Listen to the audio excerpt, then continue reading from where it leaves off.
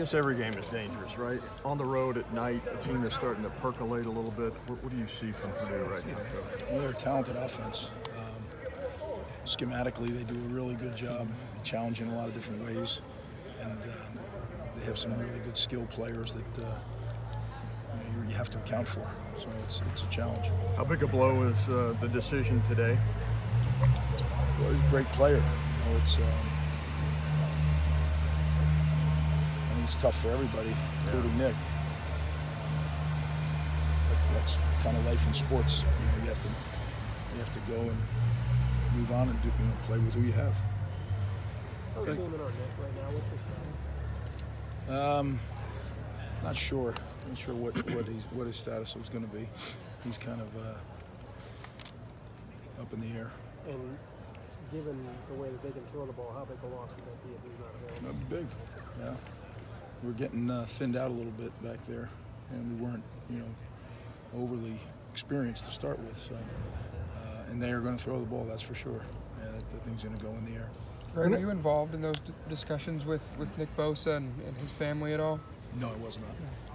Were you surprised? Were you thrown off at all to have this news today, or what's it do to a coach? No, there's decisions that are made. Everyone has to make decisions that are the best decision for them.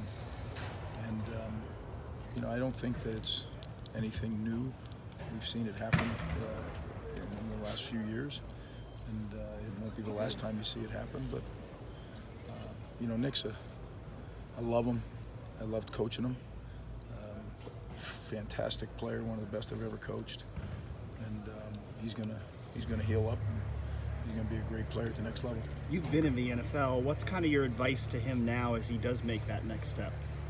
Well, he probably doesn't need he's got a brother who does that for a living, so I'm sure he'll get plenty of advice, and a dad that did it for a living. So, but I think Nick will be a prepared guy when he gets there. Greg, even if he had gotten cleared, let's say in November, stuff like his dad said today, it was still a 10 to 12 week window from surgery to maybe getting back into playing shape, which meant he probably wouldn't have been available until, December games, playoffs or bowl and stuff.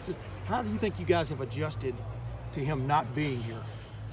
Well, like I said earlier, in sports, you don't have a choice, right? You play with who you have, and that's everybody has situations. Every once in a while, you get one of those magical years where everybody stays healthy the whole time, but especially in our sport, it's not very common. So the common phrase, I guess, is next man up, and everybody's probably overused, but it's a reality in sports. That the game's coming on Saturday night at 7:30, whether we're healthy, not healthy, ready, not ready. It doesn't wait for anyone. And the D-line is strong enough, depth-wise, to deal with it, right? I mean, you've had to. Well, you have to. But you lose a player of Nick's ability. There's not anyone else like him. So but that's the nature of athletics, competitive athletics. You guys have played some good offenses so far this year. What do you see with Purdue, what they're doing? Well, they challenge you in many ways. They schematically, they use a ton of different personnel groups. And then schematically, they also do a lot of formations. They do a lot of trick plays. They make you dot every I and cross every T. That's the kind of outfit they are. So we're going to have to be at our very best Saturday night. How is your eye dotted? What stands out about him, the little number 4, Rondale Moore? Very good player, very quick, incredible change of direction athlete. Has been very productive for them as a leading receiver. Productive and running the ball as well. How's your eye dotting and T crossing as a defense so far this year? You'd like it to be better, but I understand with some of the guys that have not played a lot that you wish that you could give them experience in a pill. It doesn't work that way, and the reason that you get experience is you play through it. The thing that we as coaches have to do is make sure that we don't make the same mistakes twice, and we've done that a couple times. As long as they're making different mistakes, eventually you run out of the big ones. Greg, what's the challenge of defending those RPOs and the press man that you guys play? A couple of guys mentioned that after the game. There's a different challenge to that, maybe. Well, if you cover them, it's not a challenge. That's what that's one way you take away the RPO part of it. It's a run pass option. So if they choose to throw it and you're covering them, then they don't have that option anymore. That's what makes it hard, though. I mean, the press part of it, press coverage in itself is quite a challenge. What kind of vibe did you get from your guys now on that side of the ball now that Nick's made this call? I'm not sure. It wasn't. I'm not sure that was kind of, they're on a journey, they're on a mission, and they're focused on what they have to do. I think I'm sure that when they visit with him or they talk to him or talk to him via text that it's an emotional thing, but they all came out and practiced hard. There was no memorial here today. Yeah. No. Greg, how do you think your linebackers, especially in that RPO game, are they ever getting sort of caught in between sometimes, or not sure what they're supposed to do or how they can make a play? No, they're not perfect, but they've been pretty good. We've committed to stopping the run with them when the run part of it, and if that's what their job is, they've been very dedicated. They've gone in there and done their job, and that to me is the key. If everybody can do their job, the thing that gets frustrating is we have guys that know it and they're there, and then something will distract them a little bit sometimes, and we can't be distracted. We can't make impulse moves and go bite at something. You have to do just 11 guys doing their job is what great defense is made of, and when you get that, it's fun to watch. It looked like they were hitting you on some of the same slant patterns a few times in a row. How hard, as a defensive coach or just coach in general, to make in-game adjustments? Because it seems like there's a lot of process there of understanding new things you have to do. And I mean, how difficult is it to get to not only knowing what the change needs to be, but getting it across what needs to be done in any situation? We've done it for a while, and you work with people that have done it for a while. It's what we do. We make adjustments. Just because you make an adjustment doesn't mean it gets done either. So we have to get it coached during the week better. And it's not always an in-game adjustment. Like this call X takes away this, but is a little more vulnerable on this. And then call Y takes away the thing that you're vulnerable on, but it's the other thing's a little more accessible. And what you do is you try to bounce around and call the call that's takes away the problem. There's a lot of points to it. You have to call at the right time. Then when you call it, you have to execute it. And then if you execute and you're there, then the last part is you have to make the play. So there's a lot of parts that go into it. And we've been sometimes getting one part of it right and not getting the other part. And then sometimes getting the other part right. So it's been hit and miss. And when we've done it well, we've done it really well.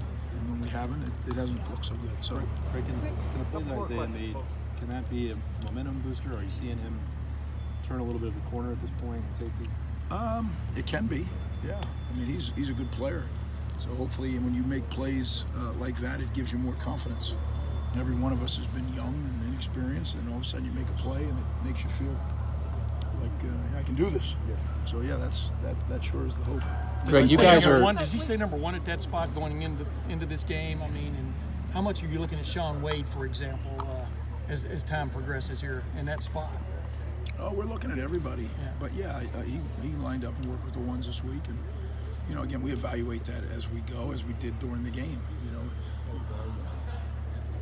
There's not any strongholds on anything. You play who you think gives you the best chance to win. That'll always be the case. Yeah.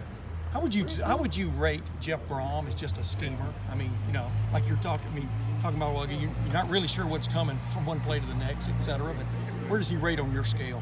Excellent. Yeah, I've coached against him for a lot of years at different places, and he's an excellent coach. His brother's an excellent coach. They're a football family that really knows and understands the game. Greg, you talked about the linebackers being used mostly to stop the runs. I think is their focus. Is that their primary job against a team like Purdue too? Well, I said when we've asked them to do it, right, they would do that. There's other times where a linebacker is asked to play more in pass coverage. So I don't want to make it where they're always just committed to the run. But by nature, that position is a run-stopping position that reacts to the pass. So I think that they've played consistent football as a position group. We got hurt a little bit with injuries, as you know, with Malik, but he should be back, so that's a good thing. When you a guy like Justin Hilliard, who went through a ton of injuries and had some uncertainty about what he was going to be able to do during his college career, and not only to return this year healthy, but to make the play he did at the end of the game, Minnesota. What have you seen from him, and how big of a lift is that to a guy who's been working really hard just to be healthy enough to play? Well, Justin's a joy to coach. I mean, he's a great athlete. He's a great kid. He's not a kid anymore. He's a young man. But I really enjoyed being around him. So I was happy that he played. He played a little the week before,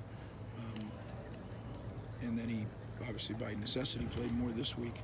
But I'm happy for him because he's not only did he do well on defense, he's one of our best special teams performers. So he's a former 5-star prospect that was one of the biggest gets in that recruiting class.